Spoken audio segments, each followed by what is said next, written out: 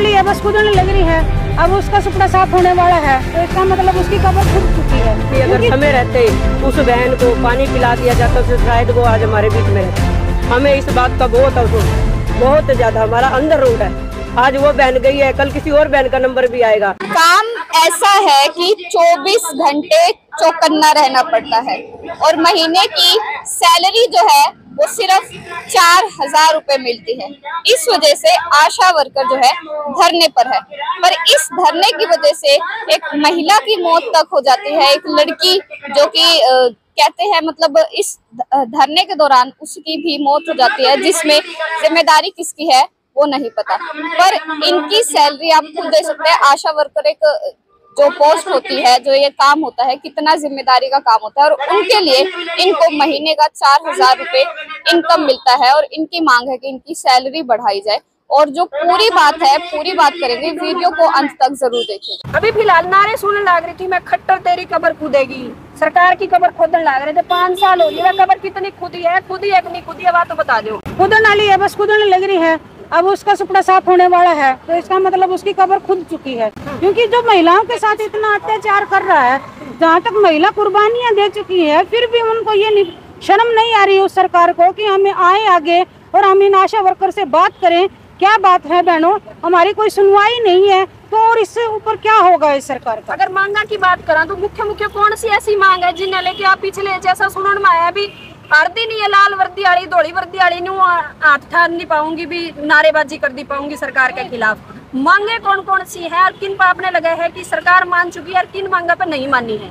सरकार तो कुछ भी नहीं मानी। 2018 में हमारा समझौता लागू मानना था, इन्होंने आश्वासन दिया था कि आपको ये जो मांगे हैं वो कंप्लीट कर दी जाएगी, लेकिन वो आज तक कंप्लीट नहीं हुई है। उन्होंने झूठा आश्वासन हमें देकर 2019 में दोबारा आ गई है सरकार हमारा खून चूसने के लिए।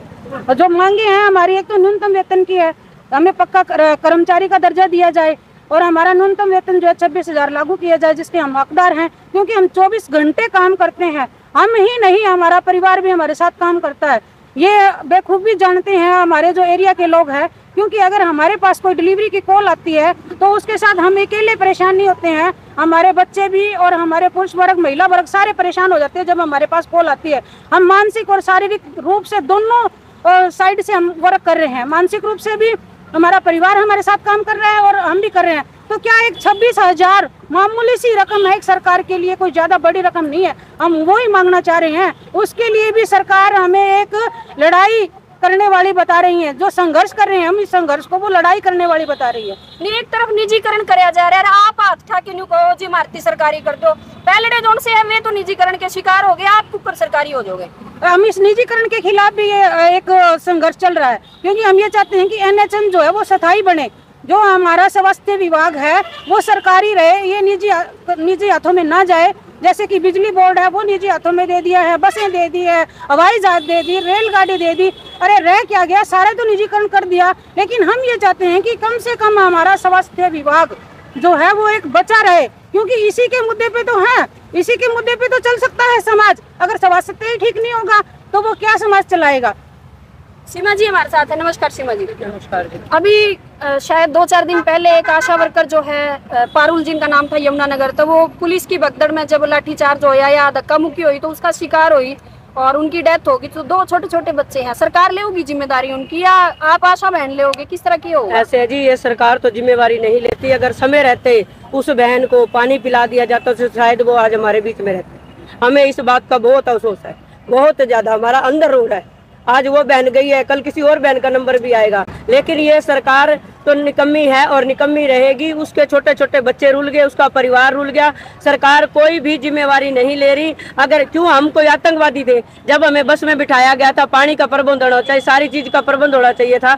इतनी गर्मी में उन्होंने हमें रोडों पे घुमाया, हम चिल्लाते रहे हैं, हम भी चिल्लाते रहे हैं, भाई हमें हमारे रोको, हमारे को पानी पिलाओ, हमारे को वॉशरूम जाना है। लेकिन वो जो पुलिस थी इतनी निकम्मी है, वहाँ की पुलिस थी, उन्होंने हमारा सहयोग नहीं करा। इसी रहते हुए उस बहन को इतनी दिक्कत आई। दिक्कत आते ही उसको ये परेशानी हुई और लास्ट में उसने अपना जीवन की उसकी लीला समाप्त हो गई। तो हम सरकार की कड़े निंदा करते हैं कि सरकार समय रहते उस बहन के परिवार का भी सहयोग करे और हमारा भी सहयोग करे जो ये आशा वर्कर बैठी है। अगर कल को किसी और आशा वर्कर के साथ ये घटना घटती है तो हम सरकार को नहीं छोड़ेंगे और आर पार की लड़ाई में मूड में अभी भी हम कहीं सरकार सोचे कि भाई हम आर पार की लड़ाई नहीं लड़ेंगे, हम आर पार की लड़ाई में है।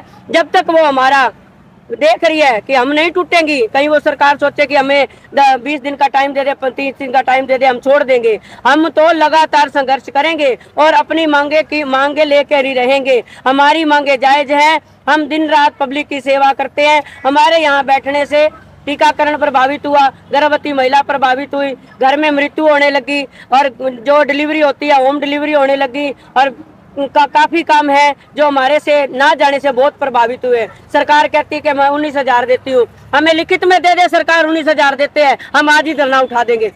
लिखित में हमें सरकार दे दे। खट्टर सरकार बोल रही है कि हम आशा वर्कर को 19,000 देते हैं, हमें 19,000 लिखित में आज दे दो, हम अपना धरना आज ही उठा देंगे। ये हम सरकार से आपके माध्यम से बता देना चाहते हैं कि हमें लिखित में 19,000 रुपए दे दो, हम आज ही धरना उठा देंगे। वरना हमारी जो मांगे हैं वो जायज मांगे हैं। 26,000 न्यूनतम वेतन लागू करे बगैर हम नहीं उठेंगे और लिखित में लेटर लेंगे। सरकार की आर पार की लड़ाई हम लड़ने के लिए तैयार हैं और सरकार कहती है हमें ये दे रहे हैं। एक आशा को केवल एक महीने में सिर्फ 7,000 रुपए से बनता है, उसके अलावा 4,000 फिक्स है, 3,000 का उसका काम बनता है। अगर हमने एक HBPNC करना है, अगर HBPNC अगर मायके में हो जाती है उसका बेनिफिट उस आशा वर्कर को नहीं मिलता। अगर कोई डिलीवरी अगर मायके में हो जाती है उसका बेनिफिट नहीं मिलता। अगर हमारी कोई मीटिंग VHND है या VHNC है, अगर वो हमारी मिस हो जाती है उसका पैसा हमें नहीं मिलता और सरकार कहती है कि हम 19,000 दे रहे हैं। हमें बता दो कौन से कागजों में लिखा हुआ है कि 19,000 सरकार हमें दे रही है। हमें कोई शौक थोड़ी ना। अगर आप 19,000 देते हो तो हम आज ही धरना उठा देते हैं। हमें 19,000 वेतन दो, नहीं तो सरकार हमारे से आके बात करे, नहीं करेगी तो फिर आर पार की लड़ाई के लिए हम तैयार बैठे। अगर पूरे हरियाणा की बात करी जाओ तो क्या सिर्फ हिसार डिस्ट्रिक्ट में बैठी हैं आशा वर्कर या पूरे हरियाणा के अंदर बैठी? पूरे हरियाणा में आशा वर्कर बैठी हैं और 8 अगस्त से बैठी हैं। जब तक सरकार हमें नहीं बुलाती, हमसे हमारे डेलीगेशन से बात नहीं करती तो हम नहीं उठेंगे, क्योंकि ये सरकार निकम्मी है। ये इनका आने वाले टाइम में हम इनको दिखा देंगे।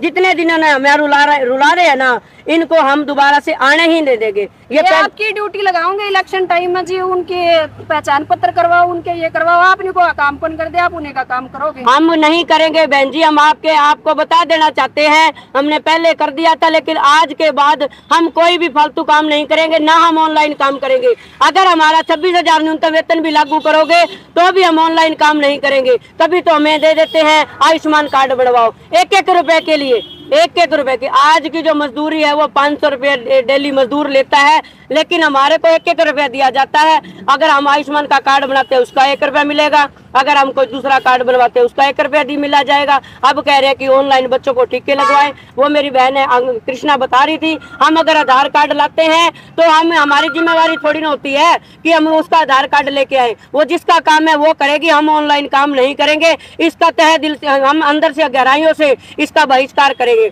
टीबी का सर्वे करवाया गया, शर्म आनी चाहिए उस सरकार को। टीबी का सर्वे तो तुरंत फटाफट करो, हमने फटाफट कर दिया काम। किसी बहन ने कितना काम करा और अनदर एरिया का काम करके करा, दिन रात मेहनत करी। जिन बच्चों ने हमारे साथ हमने सहयोग लिया वो बच्चे कहते हैं आंटी आप पैसा लेके खा गए, सरकार ने तो पैसा दिया था। हालांकि हमें पैसा नहीं मिला। हम लिखित में टीबी हॉस्पिटल में लेटर दे के आए थे, उन्होंने 1 तारीख का टाइम मांगा था, हमें आज 1 तारीख हो गई है।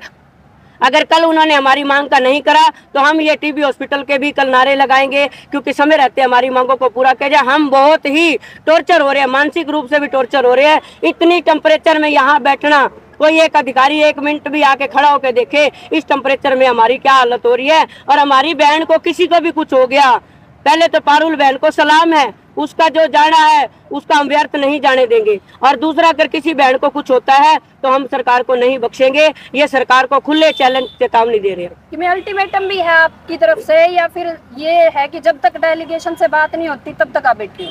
जब तक हमें हमारा डेलीगेशन संतुष्ट नहीं करता, लिखित में नहीं लेता, हम नहीं उठेंगे। उसके लिए चाहे हमें महीना और लड़ना पड़े, हम नहीं हटेंगे पीछे। अभी आपने सुना कितनी सरकार से जो है कितनी शिकायतें हैं, सरकार की जो इनके प्रति कितनी कमियां दिखाई दे रही है। बाकी सरकार जो है इनके प्रति अब अभी कोई भी कदम नहीं उठा रही है, और जब तक कोई भी सरकार कदम नहीं उठाएगी तब तक ये धरना भी यहाँ तक नहीं उठेगा। बाकी जो भी अपडेट रहेगी इस धरने की हम आपको समय समय तक देते रहेंगे।